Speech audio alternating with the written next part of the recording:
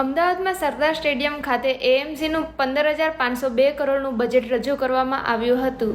આ બજેટમાં mayor Pratibhaben Jain, standing કમિટીના ચેરમેન દેવાંગભાઈ ધાણી અને મ્યુનિસિપલ કમિશનર બાંછાનિધિ પાની તેમજ એએમસીના કર્મચારીઓ, મીડિયા કર્મચારીઓ હાજર રહ્યા હતા. સ્ટેન્ડિંગ કમિટીના ચેરમેન દેવાંગભાઈ ધાણીએ બજેટની જાણકારી આપી હતી. તેમણે જણાવ્યું હતું કે એએમસીના એડવાન્સ ટેક્સ ભરનારને 12% રિબેટ મળશે તેમજ 3 વર્ષનો ટેક્સ એડવાન્સ ભરશે તો તેમને 15% રિબેટ મળશે.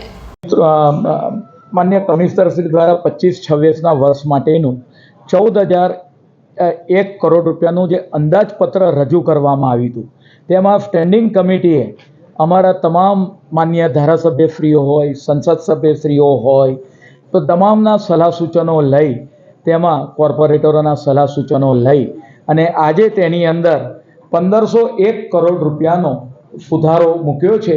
અમદાવાદને વેગ મળે, વિવિધ જે કામો છે વિસ્તાર વાઇઝ, કોઈ પણ જાતનો ભેદભાવ પૂર્વ પશ્ચિમ ઉત્તર દક્ષિણનો રાખ્યા વગર સર્વાંગી વિકાસ માટે આજે 1,501 કરોડના સુધારા સાથેનું અંદાજપત્ર એ રજૂ કરેલું છે. અને ટોટલ જે બજેટનું કદ થાય છે કમિશનરનો ડ્રાફ્ટ અંદાજપત્ર અને સુધારા સાથેનું, તો ટોટલ કદ ભૂતકાળમાં કોઈ એક વિભાગના આપણે વાત કરીએ કે બજેટ જેટલું હોય એટલું બજેટ 15,502 કરોડ રૂપિયાનું આપણે વાત કરીએ. આજનું બજેટ હું રજૂ કરતા એક આનંદ અને હર્ષની આપ સમક્ષ લાગણી અનુભવું છું. આ સાથે અહીંયા બજેટની અંદર માન્ય mayor Shri Pratibhaben Jain, deputy mayor Jatinbhai Patel, standing આપણે વાત કરીએ કે ભાજપ નેતા ગૌરાંગભાઈ પ્રજાપતિ, દંડક શ્રી શીતલબેન ડાગા, અમદાવાદ મ્યુનિસિપલ વાત કરીએ કે આ માહિતીની અંદર અમને માર્ગદર્શન પૂરું પાડ્યું છે. તદુપરાંત આપણે વાત કરીએ કે ભાઈ સમગ્ર અમદાવાદને આપણે લેડ કરે અને વિશ્વમાં ગ્લોબલ પ્રતિનિધિત્વ ધરાવે છે એવા દેશના માન્ય વડાપ્રધાન મોદી સાહેબનું માર્ગદર્શન પણ આ સિટીને સતત મળતું રહ્યું છે. એવી જ રીતે ગાંધીનગરના લોકપ્રિય સાંસદ અને ભારત સરકારના ગૃહ અને સહકારી મંત્રી આદરણીય અમિતભાઈ શાહ સાહેબ, ગુજરાત રાજ્યના માન્ય મુખ્યમંત્રી ભૂપેન્દ્રભાઈ પટેલ સાહેબ, એમનું પણ માર્ગદર્શન પ્રદેશ અધ્યક્ષ CR પાટીલ સાહેબ, તદુપરાંત અમારા અમદાવાદ કોર્પોરેશનના પ્રભારી પૂર્વ ગૃહમંત્રી રજનીભાઈ પટેલ સાહેબ, ભારતીય જનતા પાર્ટીના શહેર અધ્યક્ષ અને એલિફ બ્રિજના ધારાસભ્ય અમિતભાઈ શાહ સાહેબ, તમામ માન્ય ધારાસભ્યશ્રીઓ, તમામ માન્ય કોર્પોરેટરશ્રીઓ, અને એ રીતે વાત કરીએ કે તેમના દ્વારા આપણે વાત કરીએ કે આ બજેટ બનાવવામાં જે સૂચનો મળ્યા હતા એનો આપણે વાત કરીએ કે સમાવેશ કરવામાં આવ્યું છે. તેની ઓળખ પ્રાપ્ત કરે એ માટેનું આ બજેટ 15,002 કરોડ રૂપિયાનું આજે આમ રજૂ કર્યું છે. ખાસ જો એની હાઇલાઇટ જોવામાં આવે તો ખેલે અમદાવાદ, તો અમદાવાદના જે બાળકો, ગુજરાતના બાળકો એ વૈશ્વિક કક્ષાએ આગળ વધે અને એના માટે એમનું તન પણ તંદુરસ્ત રહે, ફિટ રહે. જે સાહેબનું સપનું છે કે ભાઈ ફિટ ઇન્ડિયા, એટલા માટે આપણે વાત કરીએ કે એના અનુસંધિક કામો કે જે વિશ્વનું નામના ધરાવતું નરેન્દ્ર મોદી સ્ટેડિયમ આખા વિશ્વનું, એવી જ રીતે નવરંગપુરામાં આવેલું જે સ્ટેડિયમ છે આપણું સરદાર વલ્લભભાઈ પટેલ સ્ટેડિયમ, એનું નવીનીકરણ પણ આપણે વાત કરીએ કે આખું નવું બનાવવા માટે અમે જઈ રહ્યા છીએ. ગાર્ડનની અંદર રમતગમતના સાધનો છે એ સાધનો આપણે મૂકવા માટે અમે જઈ રહ્યા છીએ. જુદા જુદા વોર્ડની અંદર ઓવરબ્રિજ અને અંડર આપણે વાત કરીએ એમાં રમતગમત સ્પોર્ટ્સ એક્ટિવિટી થાય અને લાલ બહાદુર શાસ્ત્રી ટ્રેડને ડેવલપ કરવા માટેનું આયોજન, એની ફિગર તમને જે બુક આપવામાં આવી છે દરેક બુકની અંદર એની ફિગર પણ કેટલી ફિગર અમે ખર્ચવાના છે આપેલી છે.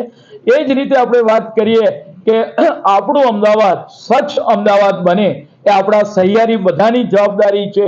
એ સ્વચ્છ અમદાવાદ બને, શહેરને ઝીરો વેસ્ટ સિટી બનાવવા માટે અહીંયા આગળ આપણે વાત કરીએ કે એક પ્રોજેક્ટ હમણાં જ વેસ્ટમાંથી એનર્જી ઉત્પન્ન કરવાનો આપણે મૂક્યો, પરિણામે અત્યારે વીજળી ઉત્પન્ન કરી રહ્યા છે.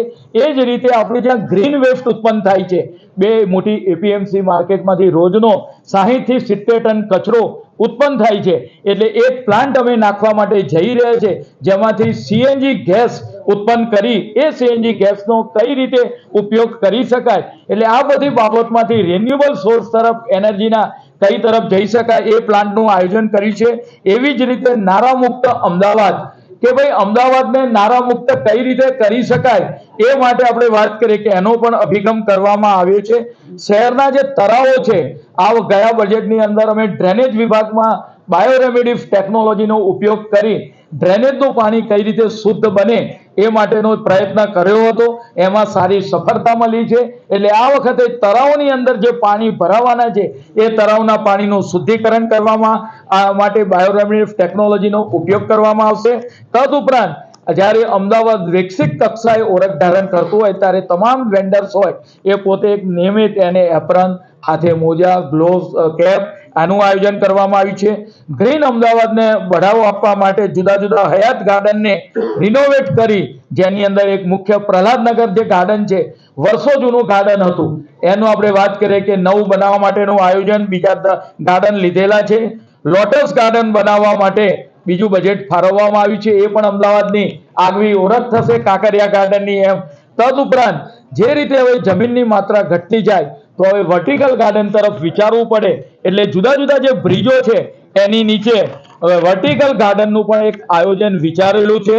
અને આપણા જે કોર્પોરેશનના પ્લોટો આવેલા છે, જે રીતે રિવરફ્રન્ટ પર ગ્રીન વોલ બનાવવામાં આવી રહી છે, એવી જ રીતે આપણા પ્લોટોમાં પણ ગ્રીન વોલ બનાવી અને આપણે વાત કરીએ કે વધારેમાં વધારે ઓક્સિજન જનરેટ થાય એ માટેનો પ્રયત્ન કરવામાં આવશે.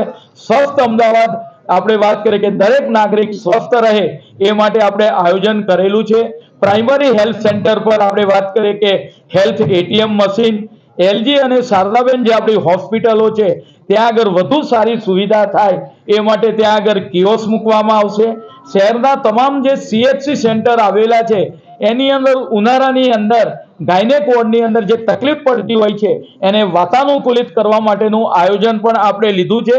અને એ જ રીતે જ્યારે માણસ કોઈ બીમારીથી પીડાતો હોય પરંતુ એને કોઈ અંગ મળી જાય, કિડનીની બીમારીથી, લીવરની બીમારીથી, તો એને અંગ મળી જાય તો એનું જીવન લાંબુ જીવી શકે છે. એટલા માટે અંગદાન જનજાગૃતિ અભિયાન પણ મહાનગરપાલિકા દ્વારા ચલાવવામાં આવશે.